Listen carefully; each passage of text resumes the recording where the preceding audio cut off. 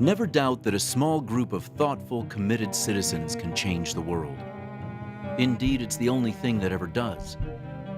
I think I grew up in a house where helping others was something we just learned from a very early time.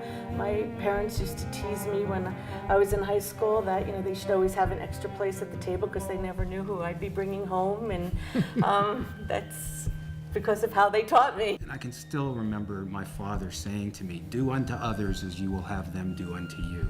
And that's how they lived their lives. There was a great deal of loss, both from the pogroms and then those who hadn't left during World War II. And there was a feeling that we were all privileged to be alive on this planet, and we really need to make this planet a better place. Much of the work that my father does has always been fueled by his belief in the importance of tikkun olam, and for him, and I think as well for me, that's one of the most important parts of Judaism. Tikkun olam, repair the world. By definition, tikkun olam means responsibility for the material, moral, and spiritual welfare of society at large, Jewish and non-Jewish. I looked for an organization where I could make a difference and where I could be involved also in a non-denominational way. And Jewish Family Service was a perfect organization for that. Although it has very strong Jewish values, it knows no religious boundaries, if you like. Tikkun olam. God contracted the divine self to make room for creation. Divine light became contained in special vessels, some of which broke, shattered, and scattered. Sparks of holiness are imprisoned in the stuff of creation. They yearn to be set free, reunited with their source through human action. Each person is the whole world, and every human action, therefore, plays a role in this restitution. Everything a person does is related to this ultimate task: to return all things to their original place in God. Inside each of us is a basic decency and goodness. If we listen to it and act on it, we're giving a great deal of what the world needs most. Well, when I retired, I found out about people who were caregivers that were kind of trapped in the home.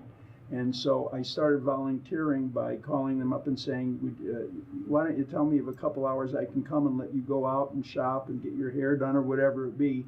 And I did that, and but I found was when I was there and started talking to the people that just opened up a whole new world, realizing that these people who can't get around, can only watch so much television and read so many papers, and they enjoyed the verbal intercourse with somebody from the outside to talk about all kinds of things: politics, life, social things, movies, etc., and get very stimulated. And I likewise got very stimulated learning about their professions and their views on life, and it was very, very satisfying. And then after Stu passed away, I called Ed to tell him that, this was before he passed away. I called him to tell him that he'd fallen and broken his hip.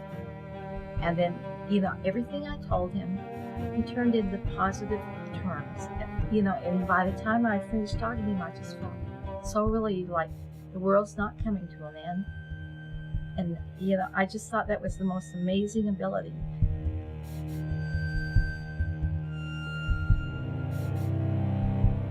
When I was a teenager, I wanted to be a hockey player. So I think I really had not thought about becoming a physician, despite the fact that my father is a physician. In fact, there was a requirement to take a science class, and I ended up taking, astrophysics for poets. And when I was just 18, I probably was thinking of becoming a professional tennis player.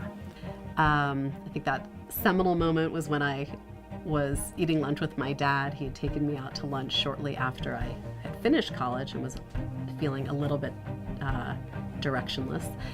And he said, "Well, what do you really want to do with your life?"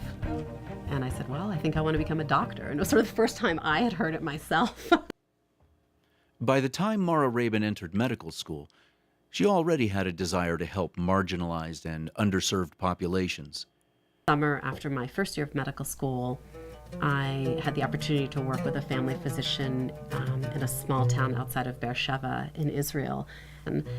And so there were people from Morocco and Russia and Yemen, Ethiopia, just many, many different countries represented within his clinic, and I loved it. And what was so amazing is I would spend time with him in his clinic, and then he would go during sort of lunchtime, he would go and make home visits. And I still remember there was an elderly Israeli man who was dying of hepatitis C, and Yoram Singer, who was the physician that I worked with, would see him every day and sit by his bedside. And he said, I have nothing left to offer him from a medical perspective, except for my presence as a physician by his side.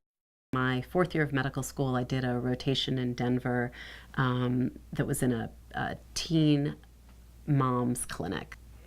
And I remember seeing a mother and her daughter, again, very young, and then the grandmother who was in her 30s.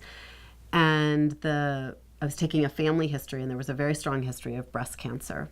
And I remember that the woman in her 30s was uninsured, had never had a mammogram, didn't really know what his family history meant for her own personal risk. And I just thought, you know what? I want to be able to take care of everyone. She spent additional time in Jamaica, and then in her residency and post-residency, she volunteered with American Jewish World Service in Senegal and southern India.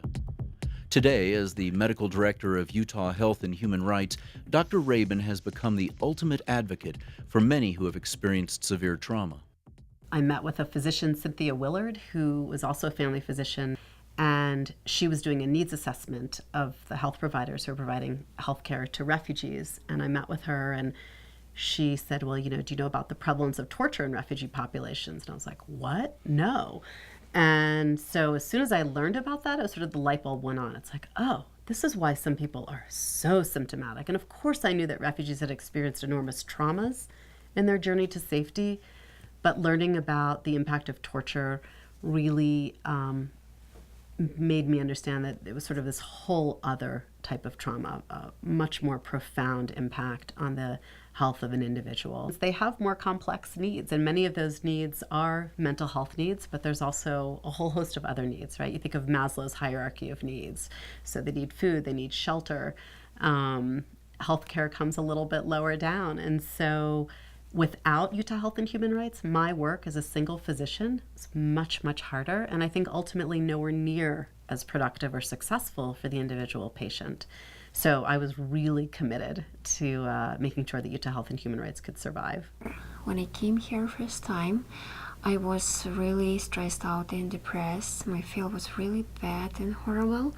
And then after when I met Dr. Mara, I really believed to her, and she helped me with my, I believe to my psychologist condition. So, and after that, my feel getting better, and I appreciate so much to Dr. Mara.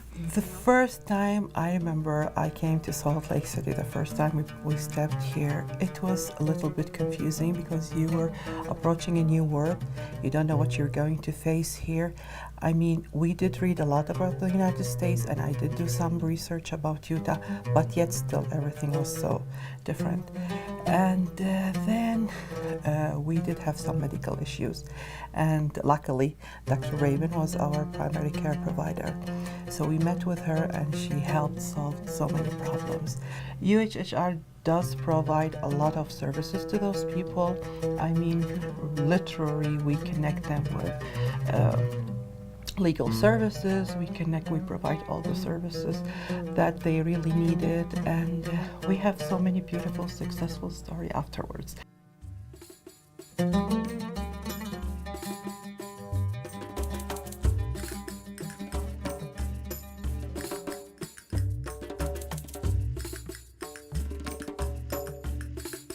Because Dr. Tabin knows the best cutting-edge technology In addition to it, he does not use it only for himself. He sees to it that it is used for the community welfare and it has been passed on to other people, so indirectly he's just teaching the whole world.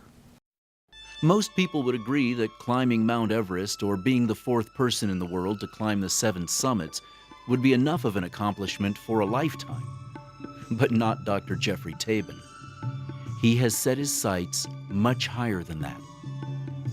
Dr. Tabin is committed to eliminating all preventable and treatable blindness from the Himalayan region in our lifetime.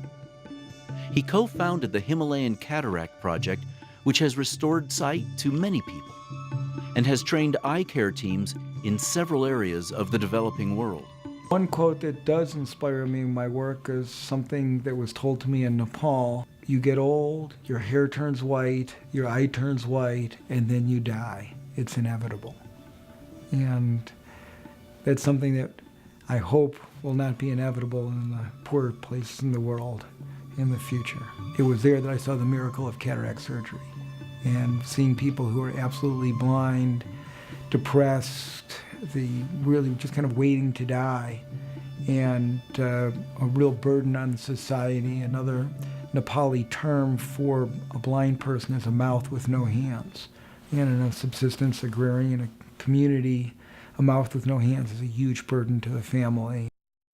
There's something very special about being in a place where someone doesn't expect to regain their sight and seeing this moment of kind of surprise and then looking around and then the smile comes. I get an equal thrill out of watching doctors that we train who are initially a little bit clumsy, maybe struggling, and then coming back a year or two later and they're doing high volume surgery absolutely beautifully. The main way I've been overcoming obstacles is by really having the right partners. You know, a lot of my heroes are people who are there doing it every day, and it's a little bit of a difficult thing for me to come to terms with in my life, and how much time I want to be spending in Asia, in Africa. And some of my heroes are people like Dr. Sandak Ruit, Dr. Bidya Pant, who are two of my Nepali partners who are there every day. Last year, Dr. Pant did 16,000 cataract surgeries in 1 year. And one of the projects I'm involved with now, which I'm very excited about, is trying to show the economic impact of sight restoration and how it will actually benefit a society to prevent blindness or restore sight to the people who are blind, who can have cataract surgery for a relatively small amount of money, and that they will contribute more to society.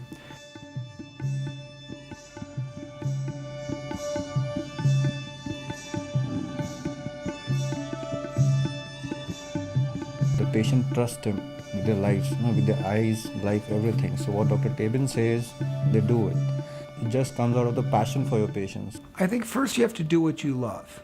If you really love what you do, then you can spread it and help other people with it in whatever manner you're doing. Whether it's, you're an athlete and you're teaching children in a refugee camp to play. Whether you're a computer scientist and you're helping people in an area that wouldn't have communication, helping bringing in learning skills.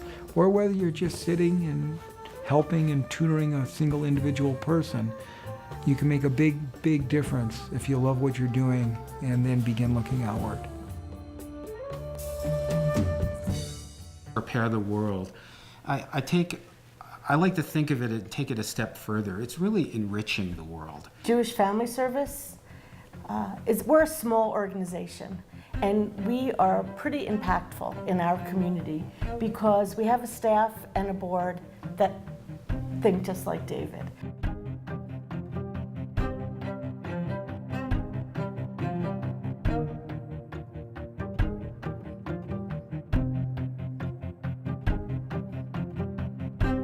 I was just in Ethiopia, and I had a very enthusiastic young worker who's an ophthalmic technician from America who was trying very, very hard to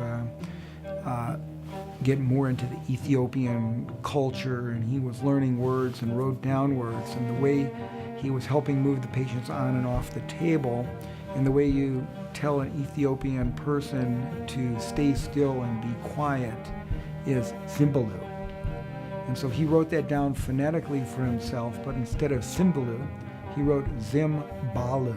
Everyone would crowd forward, and he would try to calm everyone down. And a microphone was yelling, Zimbalu, Zimbalu. It was only on the fourth day that one of the Ethiopian doctors took me aside and quietly said, you know what your friend Timmy is telling them? He's telling everyone to eat flies. Zim is eat, and Balu is flies. So instead of